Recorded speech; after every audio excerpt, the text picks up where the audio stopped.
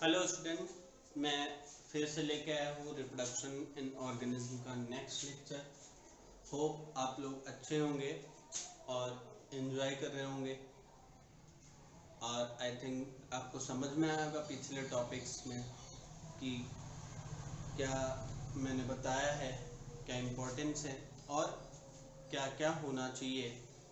तो इस चैप्टर का एक इम्पोर्टेंस और बता दूं कि ज़्यादा कुछ इसमें से याद करने की ज़रूरत है नहीं।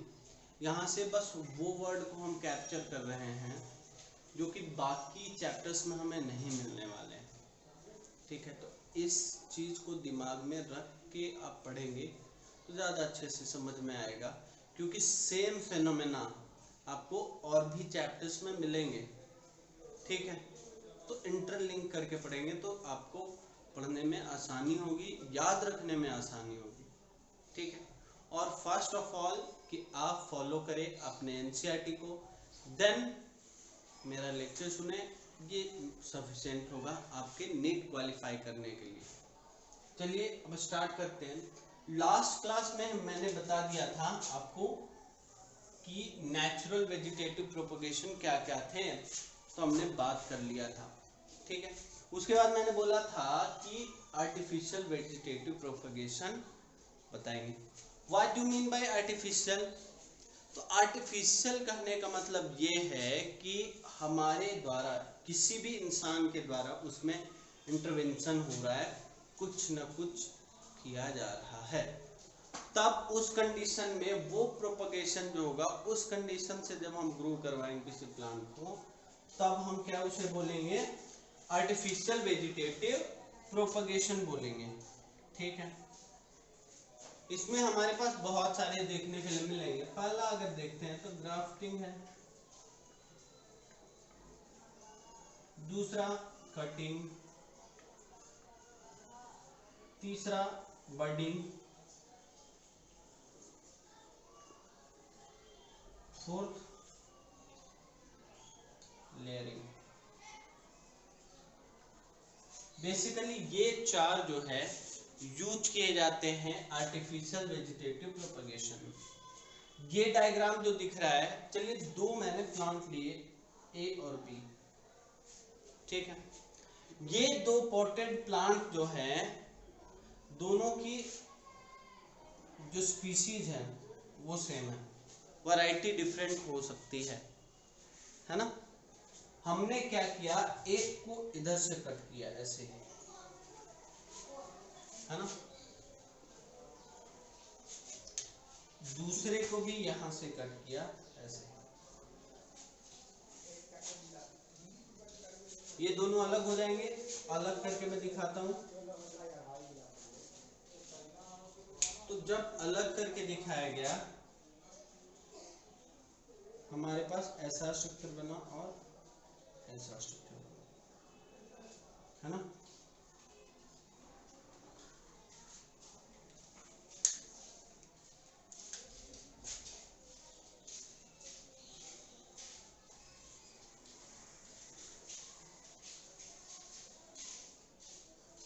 ऐसा स्ट्रक्चर बना। अब हम क्या करें कि इसका जो ऊपर वाला पार्ट है, इसको हमने लिया और इसके नीचे वाले पार्ट से ऐड कर दिया। तो थर्ड केस बनाता हूं मैं, यहाँ पे पॉटेड प्लांट होगा,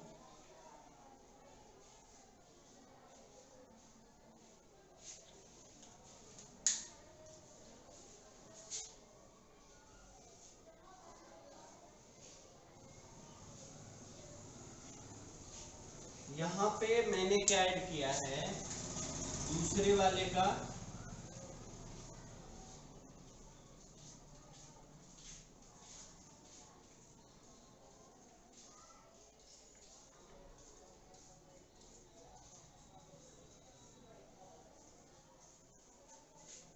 ऐसे मैंने ऐड कर दिया इस सी कंडीशन। तो सी कंडीशन जो है, ये प्लांट जो है, इसको हम क्या बोलेंगे? ग्राफ्टेड प्लांट बोलेंगे। क्या बोलेंगे? ग्राफ्टेड प्लांट बोलेंगे। ठीक है, और ये प्रोसेस जो है, इसको हम ग्राफ्टिंग बोलेंगे। इस प्रोसेस को हम क्या बोलेंगे, ग्राफ्टिंग बोलेंगे। अब क्या है ग्राफ्टिंग में हमने क्या देखा कि एक प्लांट को के पार्ट को दूसरे प्लांट के रूट वाले पार्ट से जब हम जोड़ते हैं तो उस प्रोसेस को क्या बोलते हैं, ग्राफ्टिंग बोलते हैं। अब इसका नेमिंग करते हैं। जो पोर्शन ऊपर ऐड होता है, ठीक है, उसको सियॉन बोलते हैं। क्या बोलते हैं, सियॉन बोलते हैं। और जो नीचे जिसका रूट होता है उसको क्या बोलते हैं, रूट स्टॉक बोलते हैं। क्या बोलते हैं, रूट स्टॉक बोलते हैं।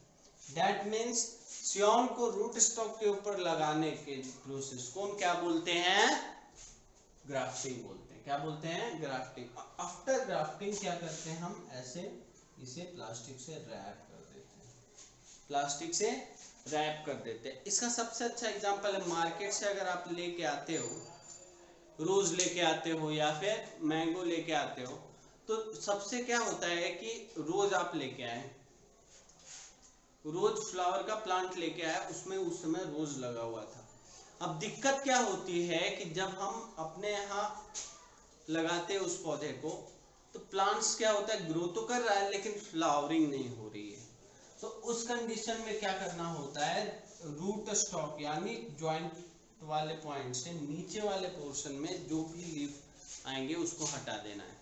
ये बोनस है आपके गार्डनिंग के लिए, कि वहां पे ये नीचे वाले पोर्शन को हम क्या करेंगे, हटा देंगे, तब ऊपर का डेवलपमेंट होगा। और ये स्ट्रक्चर हमारे लिए इम्पोर्टेंट है, ये स्ट्रक्चर हमारे लिए इम्पोर्टेंट है।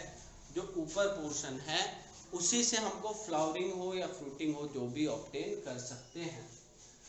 बहुत सारे तरीके से हम ग्राफ्टिंग कर सकते हैं, जरूरी नहीं है यही एक तरीका है। एक ही प्लांट में हम बहुत सारे प्लांट्स का अलग अलग वैरायटी का हम क्या कर सकते हैं, उसमें ग्राफ्टिंग कर सकते हैं। तो ऐसा होगा कि एक ही प्लांट में हमें, जैसे रोज है तो रोज के एक ही प्लांट में मल्टीपल कलर के हमें क्या मिलेंगे, फ्लावर मिलेंगे।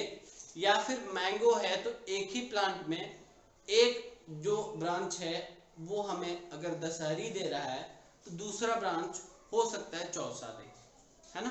तो ऐसा हम कर सकते हैं ग्राफ्टिंग प्रोसेस करके, ठीक है। तो मैंगो में जो यूज किया जाता है प्रोसेस, वो यही ग्राफ्टिंग यूज किया जाता है। पोमग्रेनेट में भी इसी को यूज करते हैं। तो ये एक अच्छा टेक्निक है, या फिर रोज में भी इस ग्राफ्टिंग टेक्निक को यूज किया जाता है, ठीक है। चलिए अब नेक्स्ट चलते हैं हम कटिंग पे। कटिंग आई थिंक बताने की ज्यादा जरूरत होगी नहीं, क्योंकि कटिंग बहुत सारे लोग जानते भी होंगे और नहीं जानते होंगे तो शायद अब बोलने से पता चल जाएगा मेरे कि हम किस बारे में बात कर रहे हैं। गुलाब के पेड़ से क्या होता है, दैट मीन्स पौधे से, गुलाब के पौधे से हमने क्या किया, छोटा सा पोर्शन हमने कट कर दिया और बोलते ये गुलाब का कलम है, इसको जाके जमीन में लगा दो तो गुलाब हो जाएगा, ठीक है। दैट मीन्स किसी पोर्शन को हम काट के डायरेक्टली उसको डाल दिए, उसे हम क्या बोलते हैं, कटिंग बोलते हैं। या हो सकता है कि कोकोपीट से कवर करके उस पर ऑक्सीन और जिब्रेलिन का या फिर साइटोकाइनिन का स्प्रे करें, तो रूटिंग के बाद अगर आप करते हैं फिर भी वो कटिंग के अंदर आता है। दैट मीन्स अगर एक प्लांट है, ये एक ऐसे प्लांट है हमारे पास,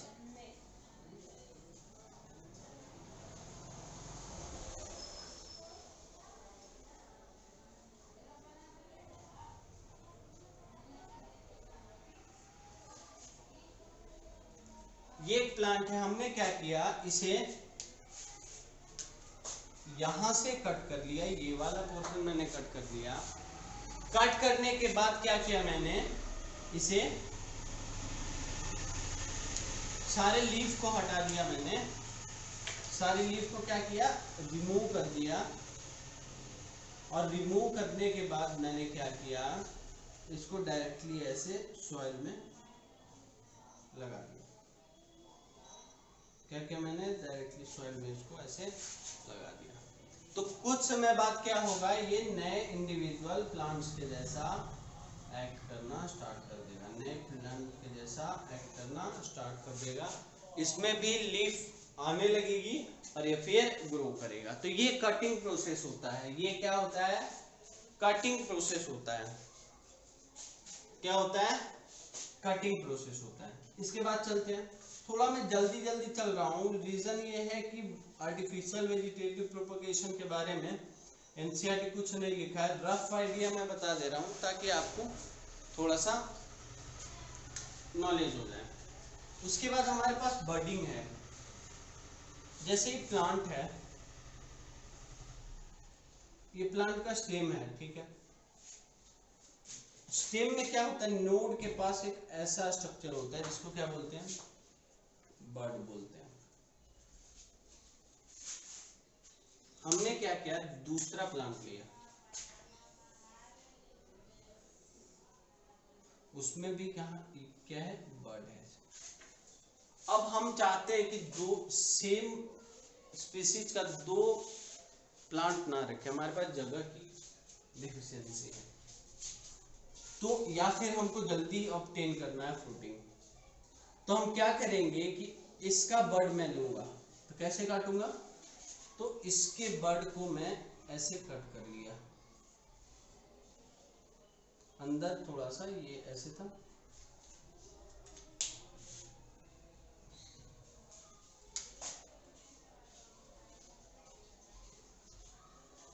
ऐसे मैंने इसे कट कर लिया। चलिए ठीक है। और इसमें क्या है, मैंने ठीक जितने साइज का ये है उतने ही साइज का कट यहाँ पे भी मैंने लगाया, जितने साइज का है उतने ही साइज का। फिर इसको मैंने क्या किया, यहाँ पे ऐसे लगा दिया, देन इधर से और इधर से ऐसा बांधा कि ये जो है ऊपर की तरफ, मतलब कवर्ड ना हो। इसे कवर कर दिया, इसे कवर कर दिया, बस बर्ड जो है वो बाहर की तरफ फ्री होना चाहिए। जब कवर करने के बाद तो कुछ समय बाद देखेंगे यहाँ से ब्रांचेस निकल रहे हैं और यहाँ से तो ब्रांचेस निकलेंगे ही निकलेंगे। तो ये प्रोसेस बडिंग है। ये भी यूज किया जाता है मैंगो में, साइट्रस में, ठीक है, कस्टर्ड एप्पल में, एक्सेट्रा बहुत सारे में हम यूज करते हैं इसको, ठीक है। अब नेक्स्ट टॉपिक पे हम चलते हैं जिसे लेयरिंग बोलते हैं। क्या बोलते हैं? लेयरिंग बोलते हैं।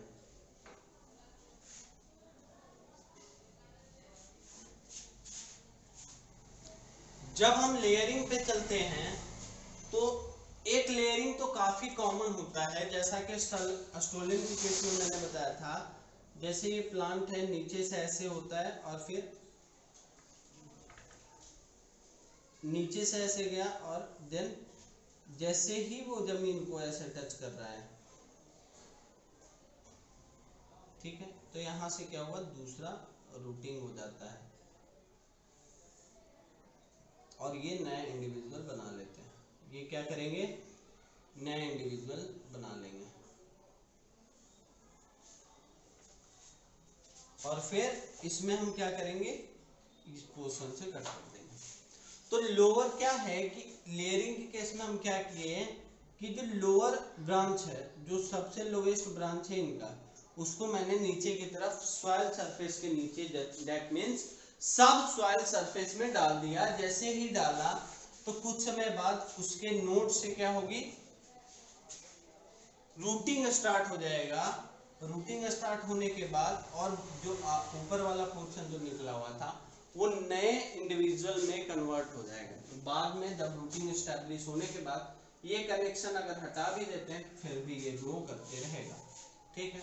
और ये फिर इंडिविजुअल प्लांट हो गया और ये इंडिविजुअल प्लांट हो गया। तो हम इस प्लांट को यहाँ से कहीं और ट्रांसफर भी कर सकते हैं, कहीं और ट्रांसफर भी कर सकते हैं, ठीक है। तो ये लेयरिंग का एक तरीका है। दूसरा तरीका हमारे पास क्या है लेयरिंग का, जो कि जनरली गुआवा वगैरह में यूज किया जाता है। गुआवा का पौधा है, प्लांट है, ठीक है। उसमें क्या हुआ कि ऐसे लंबा सा क्या था हमारे पास? स्टेम, ठीक है, लंबा स्टेम था ऐसे। हमने क्या किया, ये बड़ा अच्छा अमरूद का यार, काश इसकी गाछ मिल जाती है।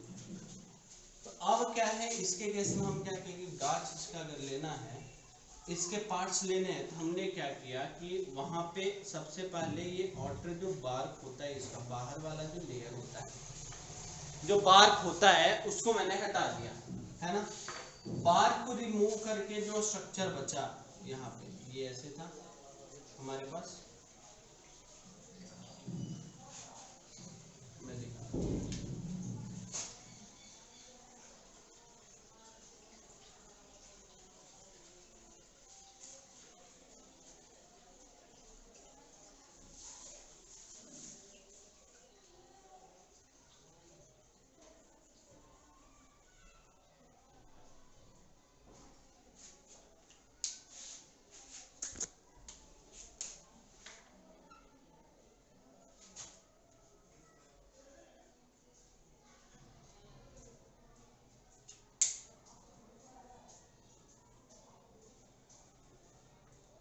बार्क को रिमूव करके हमारे पास ऐसा स्ट्रक्चर दिखा। इस स्ट्रक्चर पे हमने क्या किया, नॉर्मल मिट्टी भी डाल सकते हैं, नहीं तो हमने क्या डाल दिया, पीट मॉस डाल दिया। क्या किया, पीट मॉस डाल दिया, है ना। पीट मॉस डालने के बाद इसमें आप ऑक्सीजन और साइटोकाइनिन का स्प्रे कर दे, तो कुछ समय बाद क्या होगी, अप्रोक्सीमेटली 25 डेज में क्या होगा, यहाँ पे रूटिंग हो जाएगा, ठीक है। और रूटिंग जैसे ही दिखने लगे, आप क्या करें, इसको यहाँ से हटा ले और अलग प्लेस पे प्लांट कर सकते हैं। पीट मॉस लगाने के बाद आपको प्लास्टिक रैप करना बहुत जरूरी है, कंटामिनेशन से रोकने के लिए। तो टाइटली रैप होना चाहिए, कहीं पे भी रैपिंग की अगर मैंने बात की है तो टाइटली रैप होना चाहिए। रीजन, कंटामिनेशन के लिए। नहीं अगर रैप होगा तो कंटामिनेशन के चांसेस ज्यादा होंगे, तो वो ग्रो नहीं करने देगा लॉस्ट पार्ट को, कटे हुए पार्ट से इन्फेक्शन ज्यादा हो जाएगा, तो मे भी डिजीज हो सकता है वो पार्ट, ठीक है। तो ये हमारे पास था आर्टिफिशियल वेजिटेटिव प्रोपगेशन। अब इसमें ना एक बात करते हैं कि एसेक्सुअल रिप्रोडक्शन में मैंने एक बात जो है थोड़ा सा वो अलग है, इसलिए मैं सोचा था कि बाद में बताऊं।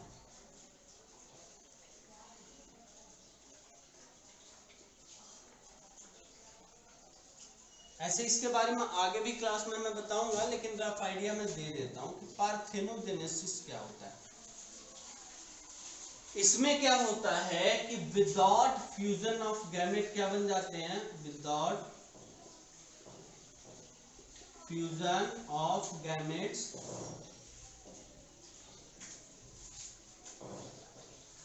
Individuals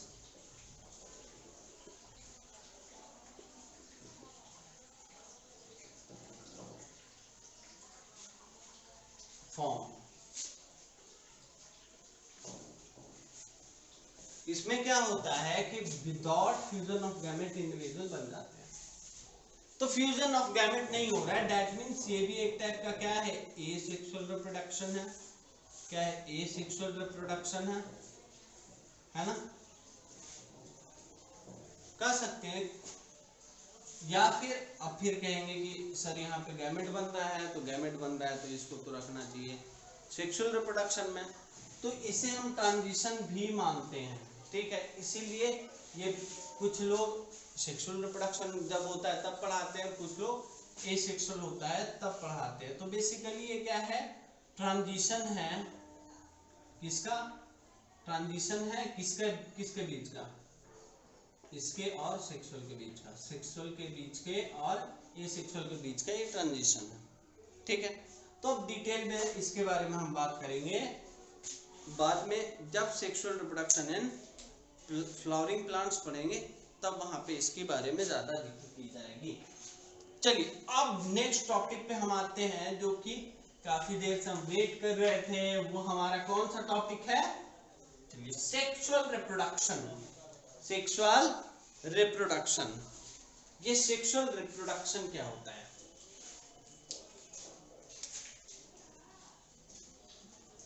sexual reproduction. रिप्रोडक्शन का आई थिंक फिर से डेफिनेशन देने की जरूरत नहीं है। चलिए सेक्सुअल रिप्रोडक्शन में हम क्या करेंगे देखते हैं। पहले भी मैंने बताया, फिर से बता रहा हूं कि 1 और 2 गैमेट्स क्या करेंगे,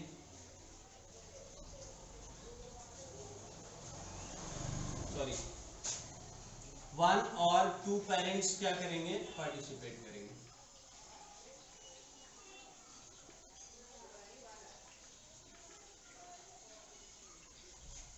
ठीक है। दूसरा क्या होगा, फ्यूजन ऑफ गैमेट होगा,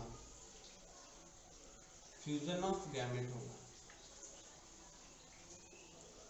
गैमेट का फ्यूजन तो तब होगा ना जब फॉर्मेशन होगा, तो उससे पहले क्या होगा, फॉर्मेशन ऑफ गैमेट होगा।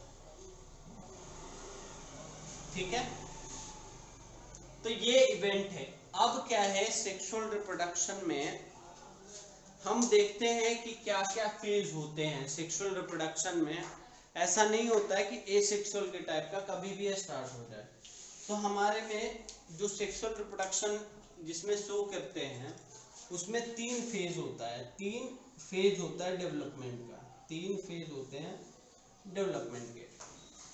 तो सबसे पहला फेज हमारे पास क्या है, जिसको जुवेनाइल फेज कहते हैं। क्या बोलते हैं, जुवेनाइल फेज, जुवेनाइल फेज। दूसरे टर्म में हम इसे क्या बोल सकते हैं, प्री रिप्रोडक्टिव फेज। दूसरा हमारे पास क्या है, रिप्रोडक्टिव फेज।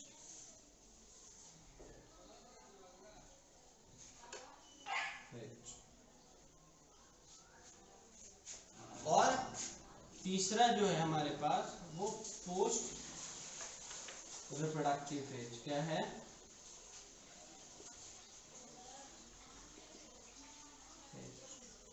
या फिर इसे हम सेनेसेंस फेज भी बोल सकते हैं, सेनेसेंस स्टेज या फेज बोल सकते हैं।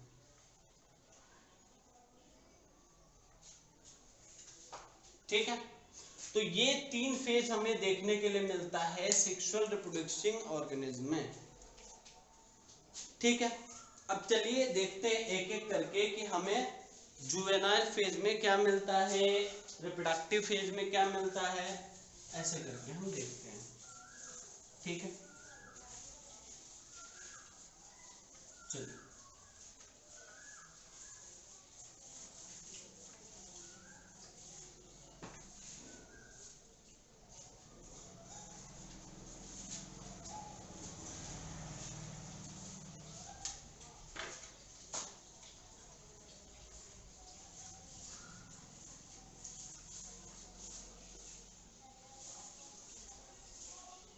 इसमें क्या करता है, बर्थ लेने के बाद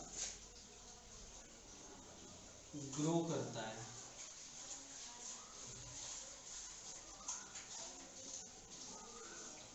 ऑर्गेनिज्म का बॉडी ग्रो करता है, इसलिए फॉर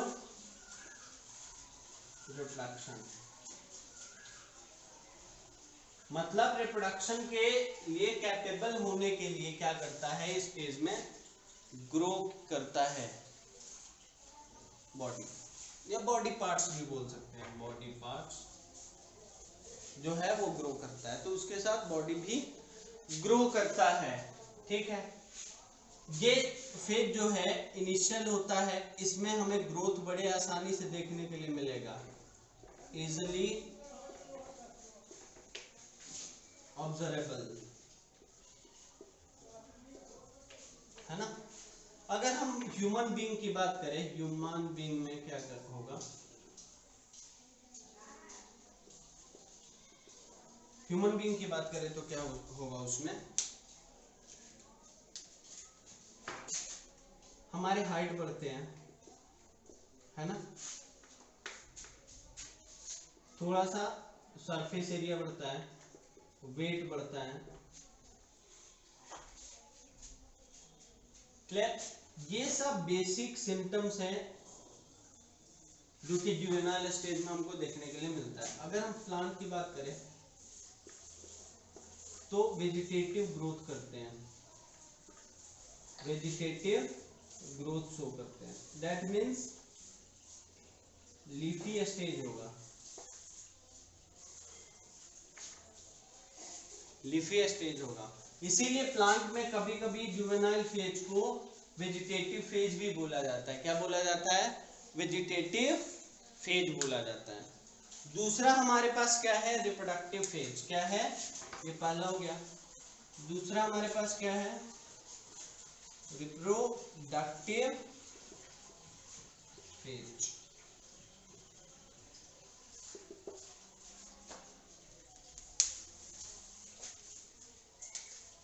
ह्यूमन बीइंग के बारे में पूरा एक चैप्टर ही है, इसलिए ज्यादा हम बात नहीं करेंगे ह्यूमन बीइंग के बारे में।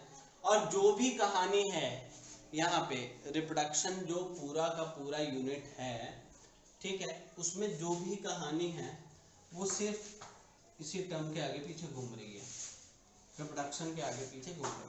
तो ये फेज हमारे लिए बहुत इंपॉर्टेंट होता है। इसमें इजिली मार्केबल होता है प्लांट्स के लिए।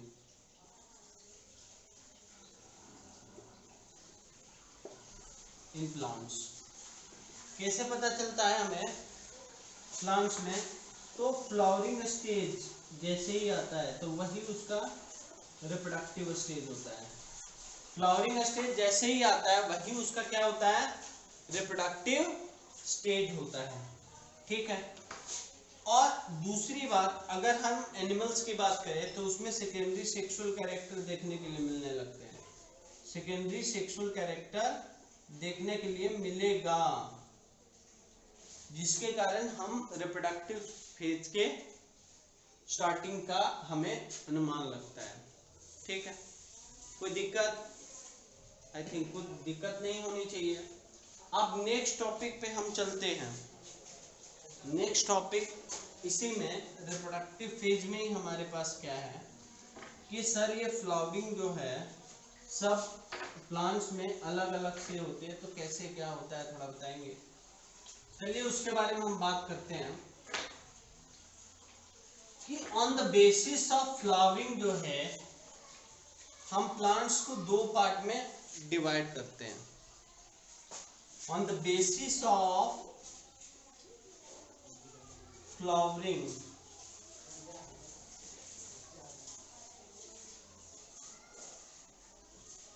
या नंबर ऑफ फ्लावरिंग,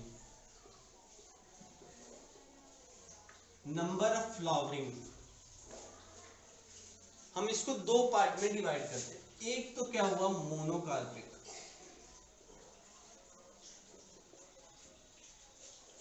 क्या हुआ? मोनोकार्पिक हुआ। दूसरा हमारे पास है पॉलीकार्पिक। अब ये वर्ड समझिए कि क्या होता है। मोनो मतलब एक बार, मोनो मतलब वंस मीन सिंगल, और कार्पिक का वर्ड से क्या हम सोच सकते हैं? यहाँ पे कार्पिल दिखता हुआ नजर आ रहा है। दैट मीन्स पूरे लाइफ स्पैन में सिर्फ एक बार फ्लावरिंग हुआ, वंस इन लाइफ। अगर फ्लावरिंग करता है तो मोनोकार्पिक है। मोर देन क्या है? मोर देन वंस अगर फ्लावरिंग करता है पॉलीकार्पिक है। जितने भी एनुअल प्लांट है, एनुअल प्लांट, जितने भी एनुअल प्लांट है ना, सारे के सारे किसके अंदर आएंगे? जितने भी एनुअल प्लांट है, just like rice, wheat, mustard, ये सब क्या है? एनुअल प्लांट है। सारे के सारे किस में आएंगे? मोनोकार्पिक में। किस में आएंगे? मोनोकार्पिक में आएंगे, ठीक है। अब दूसरा क्या है? कुछ बाइनियल जो है that means most of the biennial crop जो है वो इसके अंदर आएंगे, तो बाइनियल भी आएंगे। क्या आएंगे? बाइनियल। अब बाइनियल क्या है और एनुअल क्या है? एनुअल प्लांट उनको बोलते हैं जो अपना life span with in a year complete करते हैं। बाइनियल मतलब वैसे ऑर्गेनिज्म जो कि अपना life span with in 2 years complete करते हैं, उन्हें हम क्या बोलते हैं? बाइनियल प्लांट्स बोलते हैं। ठीक है, क्लियर? और कुछ ऐसे हैं जो कि पूरे लाइफ स्पैन में एक ही बार करते हैं और वो बहुत सारे साल तक भी जिंदा रहते हैं। दैट मीन्स पेरिनियल्स भी हैं कुछ। तो उन पेरिनियल्स में क्या है कि एक तो एग्जांपल हमारे पास क्या है? Bamboo plant. बैम्बू प्लांट जो है वो बहुत दिनों बाद 12 साल में एक बार करता है। ठीक है, और एक प्लांट हमारे पास क्या है?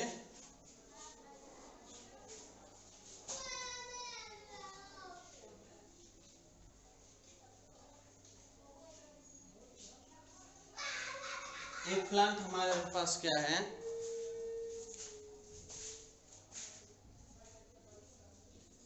स्ट्रोबाइलेंथस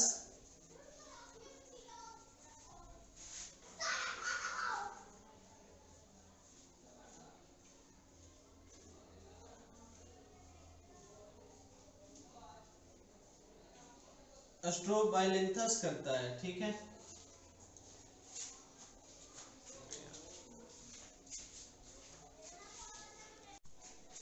जो नेक्स्ट है हमारे पास बैम्बू जो है, जो अभी मैंने बताया, बैम्बू हमारे पास 50 से 100 साल सरवाइव करता है और लास्ट में फ्लावरिंग करेगा, फिर सीड सेट करेगा, देन डेथ। ये इसका हो जाता है बम्बू का, है ना?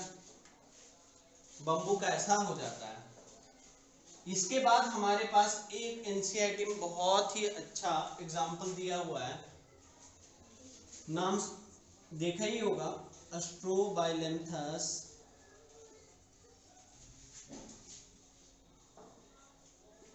कूथियाना।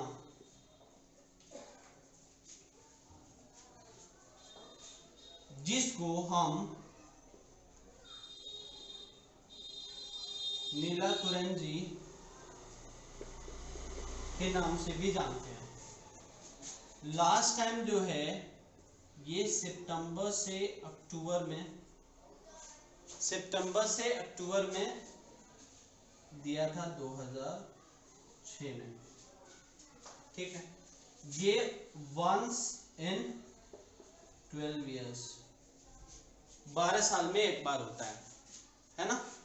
तो ये मोनोकार्पिक प्लांट हैं, ये मोनोकार्पिक प्लांट हैं। इसके बाद हमारे पास क्या है? पॉलीकार्पिक प्लांट है। तो पॉलीकार्पिक प्लांट मतलब मोर देन वंस जो करेंगे, फ्लावरिंग करेंगे। तो जो भी हमें देखने के मिलता है, मैंगो, एप्पल, है ना, लेमन, और बताइए, पोमग्रेनेट एक्सेट्रा, ये सारे के सारे क्या है? पॉलीकार्पिक है। क्या है? पॉलीकार्पिक। मतलब एक बार से ज्यादा अपने पूरे लाइफ स्पैन में क्या करते हैं? फ्लावरिंग करते हैं। तो ये क्या है हमारे पास? पॉलीकार्पिक प्लांट है। ठीक है, तो ये तो हमारे पास रिप्रोडक्टिव फेज हो गया। इसको हम कैसे मार्क करें, क्या हुआ क्या नहीं हुआ। ठीक है, और इसके बाद हम देखते हैं कि रिप्रोडक्टिव फेज में और भी वर्ड हमारे पास आ रहे हैं। जब हम रिप्रोडक्टिव फेज की हम बात करते हैं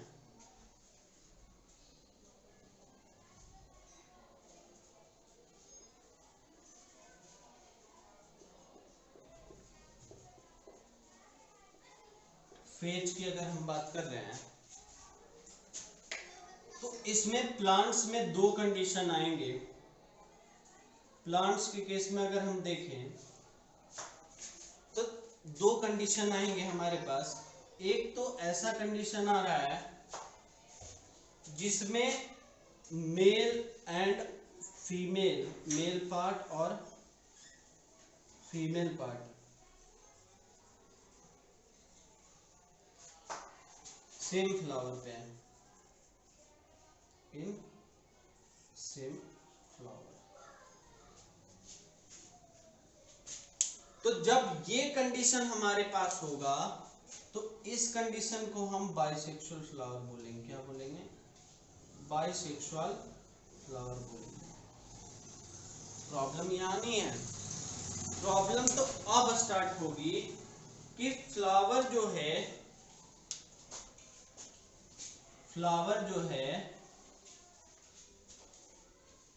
मेल का अलग है, फीमेल का अलग है। मेल का अलग है, फीमेल का अलग है। मेल फ्लावर को हम क्या बोलते हैं? स्टैमिनेट फ्लावर बोलते हैं। क्या बोलते हैं? स्टैमिनेट फ्लावर बोलते हैं। और फीमेल फ्लावर को क्या बोलते हैं? पिस्टिलेट फ्लावर बोलते हैं। Pistillate flower. I think word कहां से आया है ये समझ में आ गया होगा कि मेल का जो यूनिट पार्ट होता है, दैट मीन्स मेल क्या है? एंड्रोशियम है। क्या है? एंड्रोशियम है। फीमेल क्या है? गाइनोशियम है। तो इसका यूनिट क्या होता है? स्टैमेन।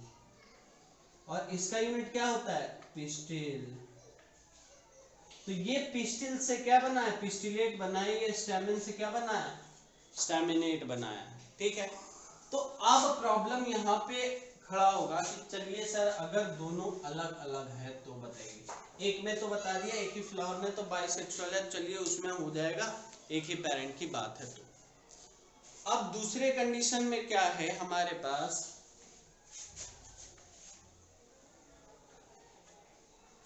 कि अगर staminate flower plus pistillate flower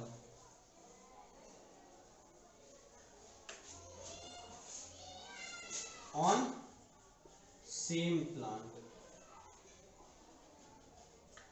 that means male flower और फीमेल फ्लावर अगर सेम प्लांट पे हैं तो वैसे कंडीशन को हम क्या बोलेंगे? होमोथैलिक बोलेंगे। क्या बोलेंगे? एक तो होमोथैलिक बोलेंगे। ये टर्मिनोलॉजी हम लोअर ऑर्गेनिज्म के लिए भी यूज करते हैं, लोअर एनिमल्स के लिए भी यूज करते हैं। जब मेल और फीमेल गैमेट एक ही पेरेंट से बनता है तो वहां पे भी हम होमोथैलिक बोलते हैं। तो प्लांट्स में स्पेशल जो टर्म यूज किया जाता है, टर्मिनोलॉजी जो यूज की जाती है, उसको हम क्या बोलते हैं? मोनोसियस बोलते हैं। क्या बोलते हैं? मोनोसियस बोलते हैं,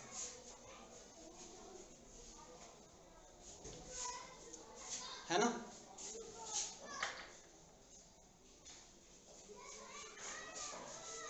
मोनोसियस बोलते हैं। ये प्लांट क्या है? मोनोसियस प्लांट है। वैसा प्लांट जिसपे क्या हो? स्टैमिनेट एंड पिस्टिलेट फ्लावर दोनों प्रेजेंट हो, वैसे प्लांट को क्या बोलेंगे? मोनोसियस प्लांट बोलेंगे। मोनोसियस प्लांट बोलेंगे। इसका एग्जांपल क्या होगा? जितने भी कुकुरबीट्स हैं, जितने भी क्या है? कुकुरबीट्स हैं। कुकुरबीट्स में क्या आएंगे? दैट मीन्स कुकुरबिटेसी फैमिली के कुकुम्बर, वाटरमेलन, मस्कमेलन, सब में क्या होगा? ये हमको देखने के लिए मिलेगा मेल एंड फीमेल फ्लावर एक ही प्लांट पे होंगे, फ्लावर होगा, है ना। पार्ट की बात नहीं कर रहे हैं, मेल फ्लावर अलग होगा, फीमेल फ्लावर अलग होगा, लेकिन एक ही प्लांट पे होगा, ठीक है। चलिए एक ही प्लांट पे हो गया, तब तो हमने बोल दिया होमोथैलिक या फिर मोनोसियस। अगर डिफरेंट प्लांट पे हुआ तो क्या बोलेंगे? डिफरेंट प्लांट पे हुआ तो हम क्या बोलेंगे?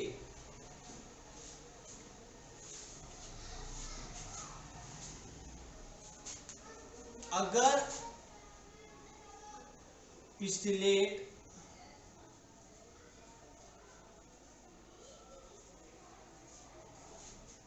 फ्लावर अलग प्लांट पे है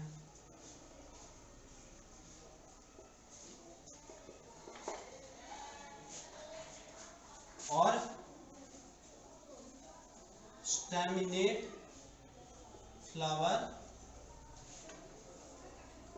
अलग प्लांट पे है। सपोज मैंने क्या किया, ए और बी दो अलग अलग प्लांट ले लिए, तो इस कंडीशन में क्या होगा, पिस्टिलेट फ्लावर जो है ए और स्टैमिनेट फ्लावर जो है, दैट मीन्स अगर हम कंसीडर करें अलग अलग प्लांट पे है तो ये प्लांट क्या हो जाएगा, मेल प्लांट ही हो जाएगा। ये प्लांट हमारा क्या हो जाएगा, मेल प्लांट हो जाएगा, और ये क्या हो जाएगा, फीमेल प्लांट हो जाएगा। तो जब पूरे प्लांट में ही हमें सिर्फ फीमेल फ्लावर या सिर्फ मेल फ्लावर देखने के लिए मिले, तो वैसे कंडीशन को हम क्या बोलते हैं, डायोसियस बोलते हैं। क्या बोलते हैं, डायोसियस बोलते हैं। क्या बोलते हैं, डायोसियस बोलते हैं। तो डायोसियस कंडीशन हमको देखने के लिए कहाँ मिलता है, एग्जाम्पल में अगर हम देखें तो डेट फॉर्म में, किसमें देखते हैं, डेट फॉर्म में देखने के लिए मिलता है, एंड पपाया में देखने के लिए मिलता है। किसमें देखने के लिए मिलता है, पपाया में। तभी तो कहते हैं सर बहुत दिन से हम पपाया लगाए हैं लेकिन हो नहीं रहा है, बाद में जाके चेक किया तो पता चला कि वो मेल प्लांट है। तो इसके कारण ये स्ट्रक्चर है ना। बाइसेक्सुअल कंडीशन को एनिमल्स में, जैसे मतलब बाइसेक्सुअल कंडीशन कहने का मतलब, बाइसेक्सुअल कंडीशन कहने का मतलब क्या है, बाइसेक्सुअल कंडीशन कहने का मतलब क्या है। बाइसेक्सुअल जब वर्ड यूज किया था वहां पे मेल एंड फीमेल दोनों पार्ट आए थे, है ना, मेल एंड फीमेल दोनों पार्ट। तो ऐसा कंडीशन अगर किसमें देखने के लिए मिले, एनिमल्स में देखने के लिए मिले, एनिमल्स में देखने के लिए मिले, तो वैसे एनिमल्स को हम क्या बोलेंगे, हर्माफ्रोडाइट बोलेंगे। क्या बोलेंगे, हर्माफ्रोडाइट बोलेंगे। अब इसका एग्जांपल बड़े आसानी से आप दे सकते हैं, लीच है ना, अर्थवॉर्म है, लीच है और अर्थवॉर्म है। आई थिंक यहाँ पे ये रिप्रोडक्टिव फेज का थोड़ा सा कंसेप्ट क्लियर हुआ होगा। अब इसके बाद हम बात करते हैं सेनेसेंस फेज के बारे में। इसके बाद हम बात करते हैं किसके बारे में, सेनेसेंस फेज के बारे में या फिर पोस्ट रिप्रोडक्टिव फेज के बारे में।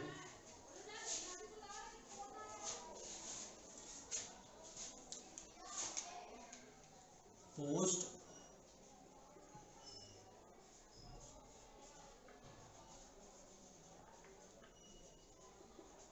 रिप्रोडक्टिव फेज,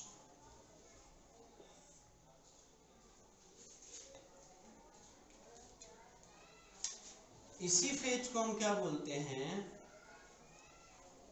सेनेसेंस फेज बोलते हैं। क्या बोलते हैं, सेनेसेंस फेज बोलते हैं, या फिर एजिंग फेज भी बोल सकते हैं, एजिंग फेज भी बोल सकते हैं।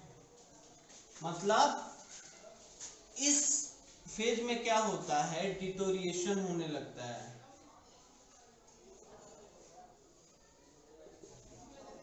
डिटोरिएशन होने लगता है किसका? डिटोरिएशन ऑफ ऑर्गेनिज्म और पार्ट्स ऑफ ऑर्गेनिज्म।